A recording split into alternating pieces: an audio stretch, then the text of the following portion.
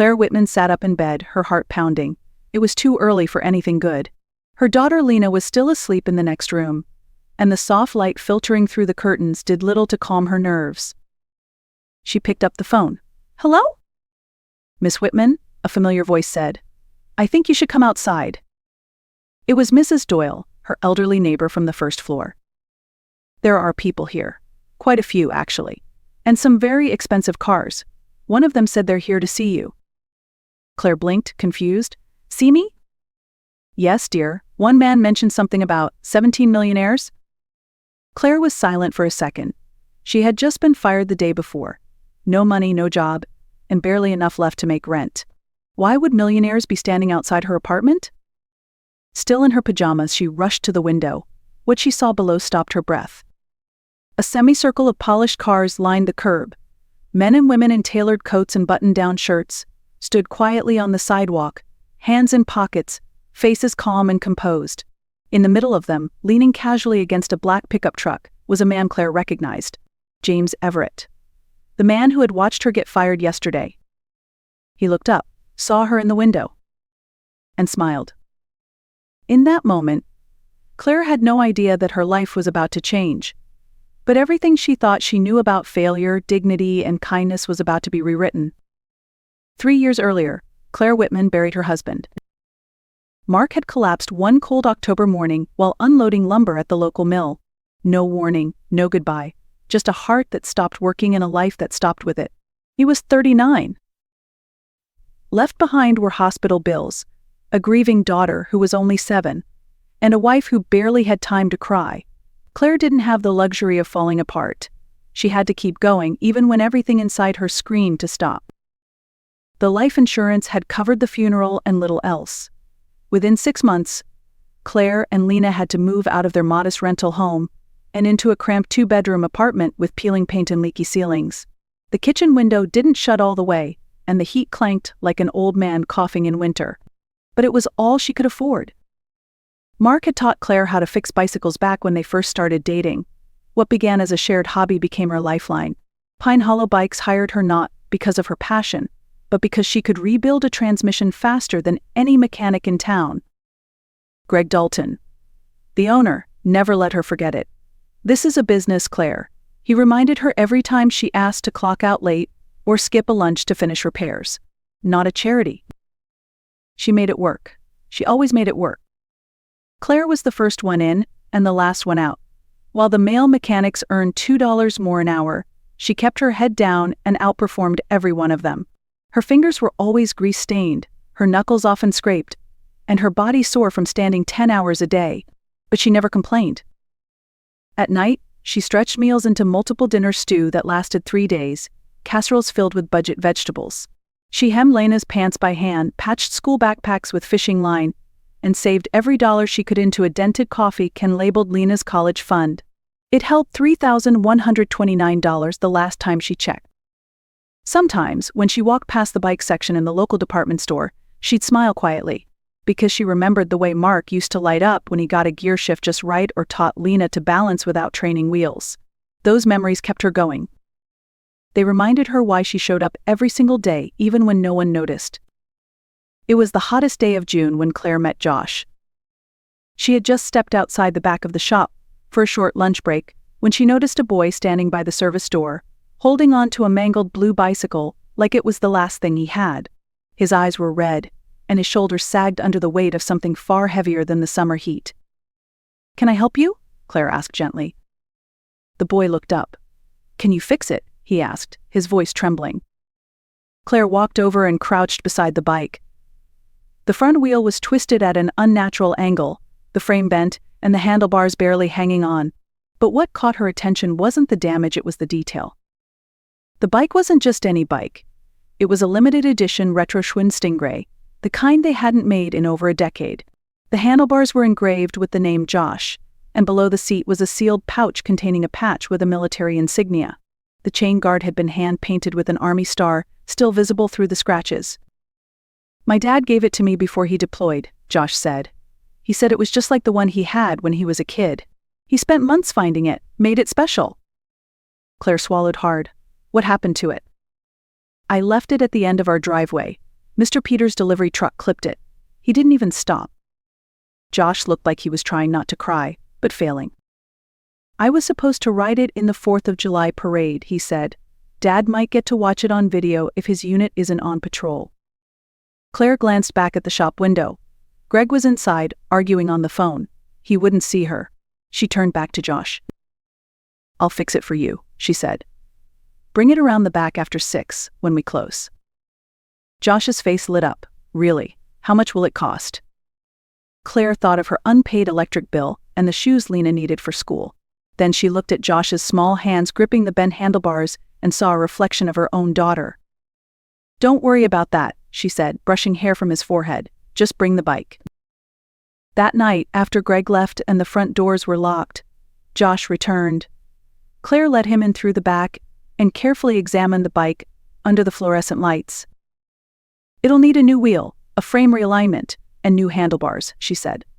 Can you come back Friday afternoon? The parade's Saturday, Josh whispered. Claire nodded. I'll have it ready. He looked up at her like she had just saved the world. And maybe, in a way, she had.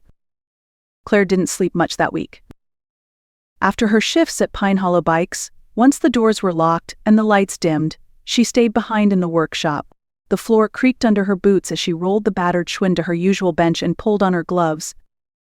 The silence of the shop became her sanctuary, just her, the tools, and a promise she had made to a 10-year-old boy. She drove to 3 different hardware stores to find the right parts. Greg didn't keep them in stock, and even if he had, he wouldn't have authorized the purchase without payment up front. Claire used her grocery money, $7.40 in total. It meant canned soup for dinner that week and skipping her own lunch. But she didn't hesitate. The repairs weren't simple. The front fork needed heat straightening, the custom handlebars had to be ordered and engraved overnight, and the special Army star painted on the chain guard had to be retouched by hand.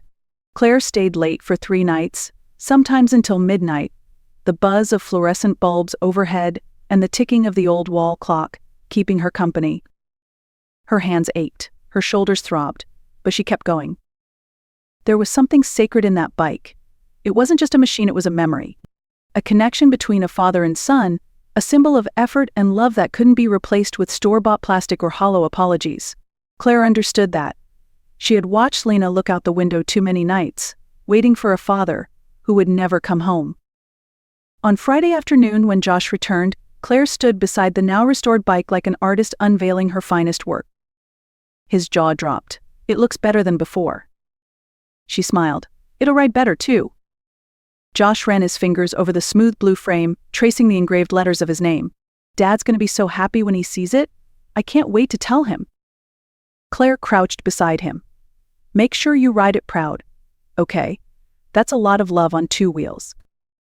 Neither of them heard the front door open. What the hell is going on here? The voice sliced through the moment like a whip. Claire turned. Greg Dalton stood in the doorway, arms crossed, his face a mix of rage and disbelief. And just like that, everything she had feared came crashing down. Greg's boots echoed sharply across the concrete floor as he stormed into the workshop. You've been using company time and resources to run a charity? He barked, his voice rising with every word. Claire stood up slowly, shielding Josh slightly with her body. Mr. Dalton, I paid for everything myself. I only worked on it after hours. After hours? Really? He snapped.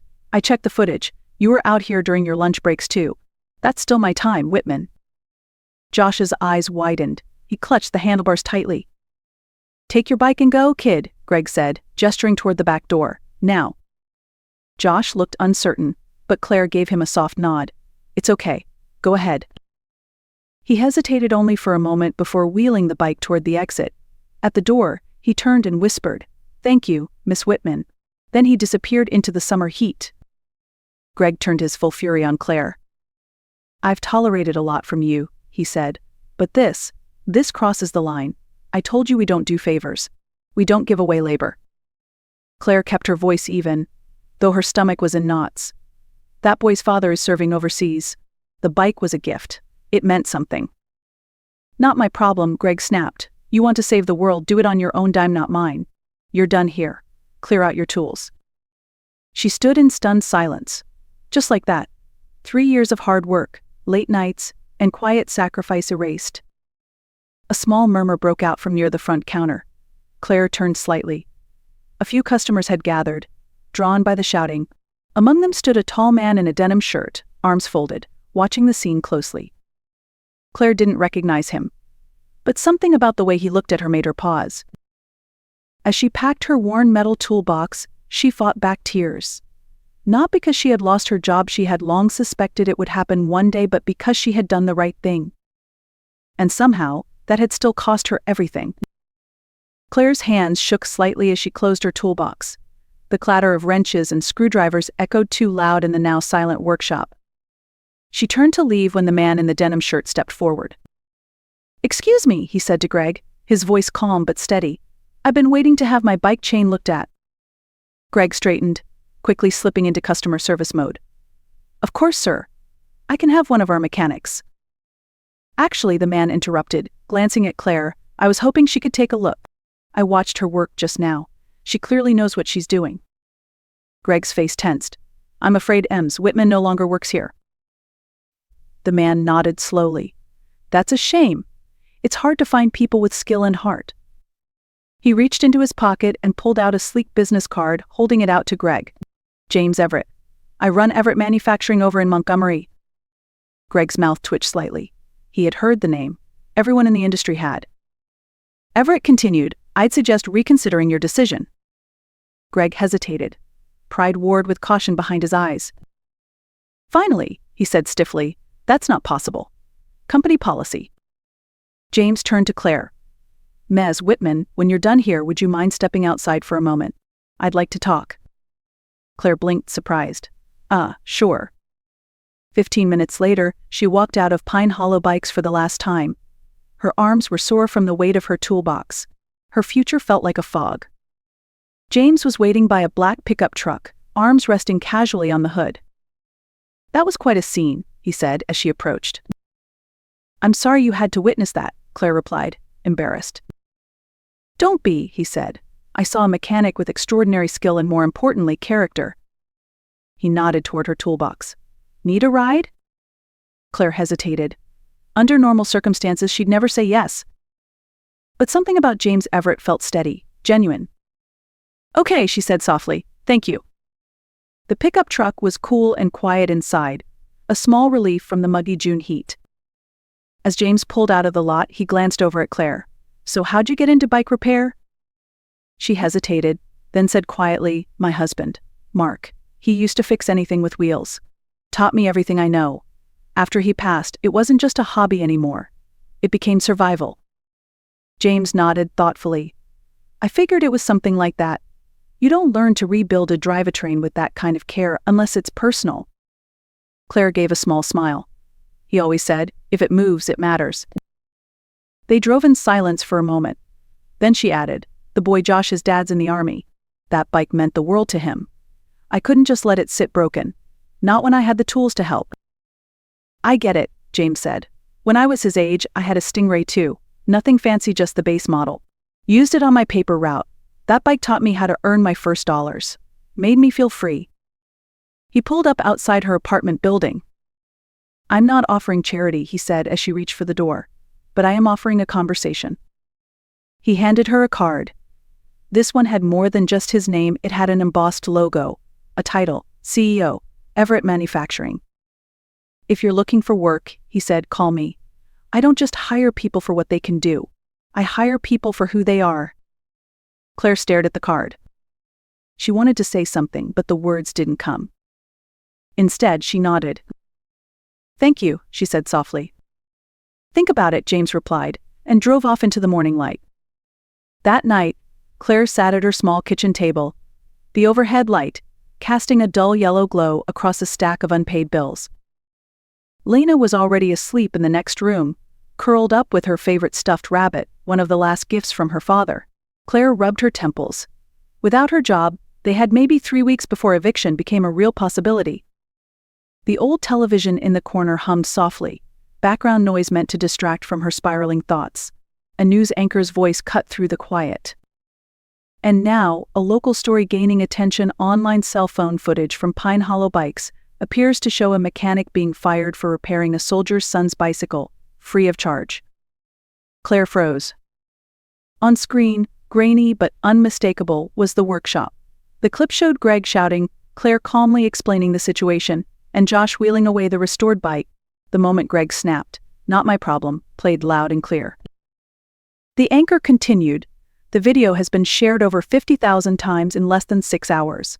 Many viewers are praising the mechanic's quiet generosity and questioning the shop owner's response.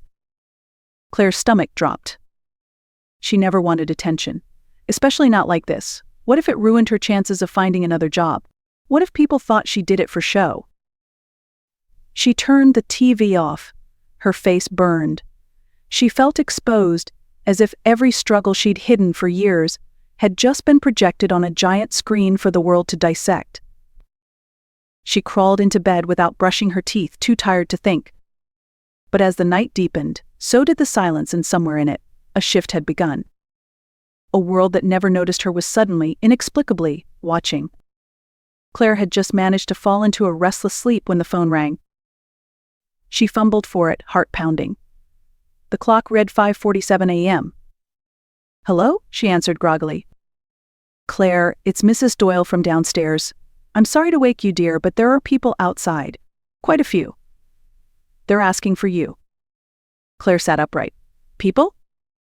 "Yes, well-dressed, polite. One of them mentioned something about 17 millionaires. Claire blinked. That couldn't be right. "I thought you should know before Lena wakes up," Mrs. Doyle said kindly. Claire rushed to the window, her breath caught in her throat. Parked in a half-circle outside the building were gleaming cars, BMWs, Teslas, and sleek black pickups. A small crowd had gathered near the entrance, speaking in quiet tones. In the center stood James Everett, arms crossed, watching the door like he knew she was behind it. By the time Claire threw on jeans and a sweatshirt, braided her hair, and checked on Lena, the parking lot looked like something out of a strange dream. She stepped outside cautiously. James saw her and smiled, "Morning, Claire." What is this?" He gestured around him. "These are friends of mine. We're part of a group called Pay It Forward years ago. Each of us was helped often by someone who didn't even know what we were going through. That kindness shaped our lives. Now we do the same for others." A woman in her 60s stepped forward. "Eleanor Trenton," she said warmly. "I own Trenton Orchards. 40 years ago, a mechanic fixed my delivery truck for free. It saved my first harvest." One by one, they introduced themselves. A restorateur, a logistics CEO, a retired firefighter turned investor. Each had a story. Each had been lifted by someone like Claire. And now, they were here to return the favor not with pity, but with purpose. Claire stood in stunned silence as the group gathered around her. They didn't look like donors. They looked like people who had lived through something, people who understood what it meant to struggle, and what it meant to keep going anyway. James stepped forward, holding a plain white envelope. "First, this is for you. No strings attached. Enough to cover your rent, groceries, bills for a while, so you can breathe." Claire hesitated. I can't accept this." Eleanor smiled gently. "You already have. It's not charity. It's recognition. For every underpaid hour. For every child you didn't turn away." Claire took the envelope with trembling hands and opened it. Inside was a cashier's check. The amount made her knees feel weak. Before she could speak, another man, tall, with silver hair and a truck company logo on his jacket, stepped forward. "That's just part one." Claire looked at him, confused. "Part one?" James nodded. "We've been talking, and we want to invest in something real, something lasting. A new business, right here. A community bike shop run by you. A place," Eleanor added, "where no kid is turned away because of money, where they can learn to repair bikes, where families trust the work, and where people are treated with dignity." Claire stared at them. "Why me?" "Because you did the right thing when it cost you the most," James said. "That video showed us what we needed to see. You didn't ask for praise, you didn't expect applause, you just acted with heart." He gestured toward a leather folder another woman was holding. "Inside is a full business proposal, startup funds, lease options, supplier contracts, everything you'd need to launch. All we ask is that you take the day, talk to your daughter, and consider it." Claire looked around the circle of faces, strong, kind, quiet, and realized something. She wasn't alone anymore. And maybe she never truly had been. That night, Claire sat on the edge of Lena's bed, watching her daughter sleep. The soft rise and fall of her chest, the way her fingers curled around the edge of the blanket, it reminded Claire why she had fought so hard for so long. She thought about the envelope on the kitchen table, the folder with the business plan, the people who showed up not to save her, but to believe in her. By morning, her decision was made. 2 weeks later, a dusty storefront on Maple Avenue had a new sign, Lena Josh's Bikes. Below it, in smaller letters, repairs, learning, community. On opening day, the line stretched down the block.